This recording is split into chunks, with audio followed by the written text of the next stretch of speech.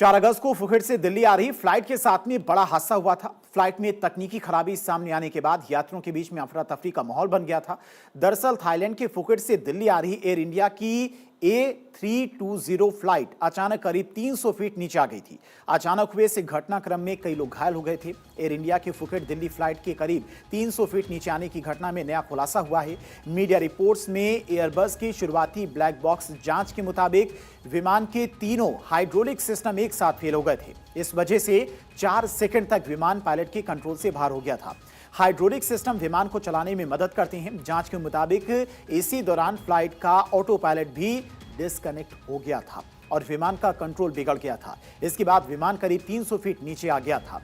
इस दौरान यात्रियों और कैबिन क्रू को झटके लगे थे। कई लोग विमान की छत से जा टकराए थे और 24 लोग पैसेंजर भी घायल हुए थे। फ्लाइट में 137 पैसेंजर और 8 क्रू मेंबर सवार थे।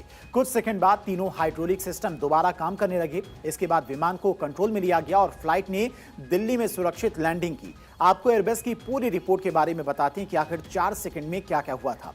एयरबस की रिपोर्ट 4 सेकंड में क्या क्या। तीनों hydraulic system fail, green, blue और येलो यानी तीनों सिस्टम में एक साथ खराबी आई। इससे विमान के कंट्रोल सिस्टम फेल हो गए।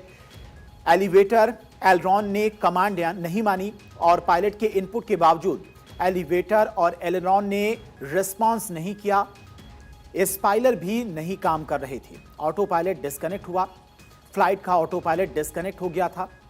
कॉकपिट में स्टॉल की चेतावनी मिलने के बाद को पायलट ने विमान की नोज नीचे करने के लिए कंट्रोल स्टिक आगे किया। कंट्रोल इनपुट का असर नहीं हुआ। हाइड्रोलिक पावर नहीं होने के कारण को पायलट के कंट्रोल स्टिक आगे करने पर भी विमान की नोज तुरंत नीचे नहीं गई। विमान तेजी से नीचे आया था। तीनों हाइड्रोलिक सिस्टम दोबारा काम करने लगे तो विमान की नोज तेजी से नीचे गई। यात्रियों और क्रू को इस दौरान जोरदार झटका भी लगा। विमान फिर कंट्रोल में आया। सिस्टम के एक्टिव होने के बाद पायलट विमान को कंट्रोल में ले सके और दिल्ली में फ्लाइट ने सुरक्षित लैंडिंग की। अब इस मामले में जांच तेजी से आगे बढ़ रही है। इसमें बड़ा अपडेट है कि यूरोप की बड़ी एयरस्पेस कंपनी एयरबस और फ्रांस की bureau of inquiry and analysis for civil aviation safety जांच में शामिल होगी। एयरबस इस जांच में इसलिए शामिल है क्योंकि विमान उसी कंपनी ने बनाया है।